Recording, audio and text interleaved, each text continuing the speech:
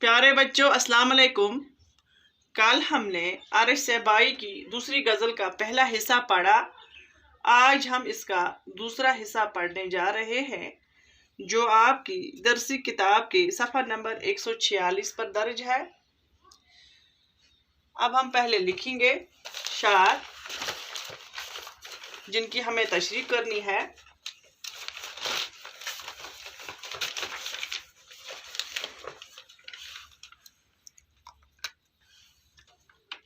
यही बहुत है, यही बहुत है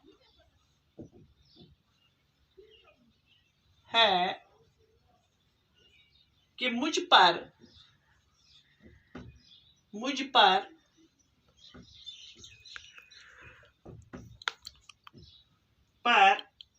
तेरी तवज्जो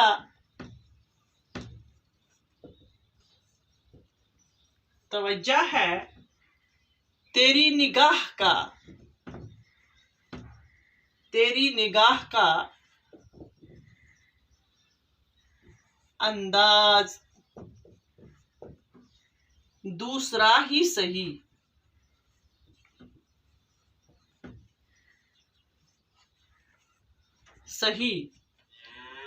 वो मेरी रूह में तहलील हो चुका है,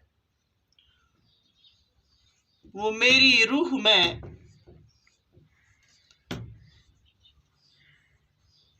तहलील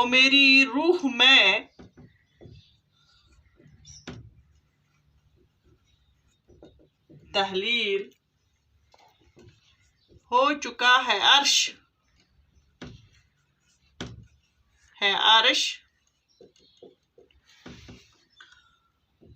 अगर वो मुझसे जुदा है, चलो जुदा ही सही। जुदा ही सही।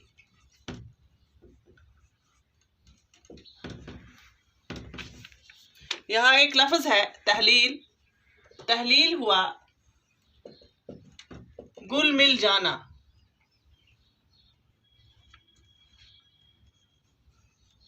गुल जाना, हिस्सा बन जाना। अब हम इसकी तशरीह करने जा रहे हैं पहले शार की। यही बहुत है कि मुझ पर तेरी तवज्जो है, तेरी निगाह का अंदाज दूसरा ही सही। शायर फरमाते हैं कि आई मेरे महबूब, मेरे लिए इतना ही काफ़ी है कि मैं तुझे याद हूँ और तुम्हारी नज़र मुझ पर है, हालांकि मुझ पर तुम्हारी नज़र करम नहीं है।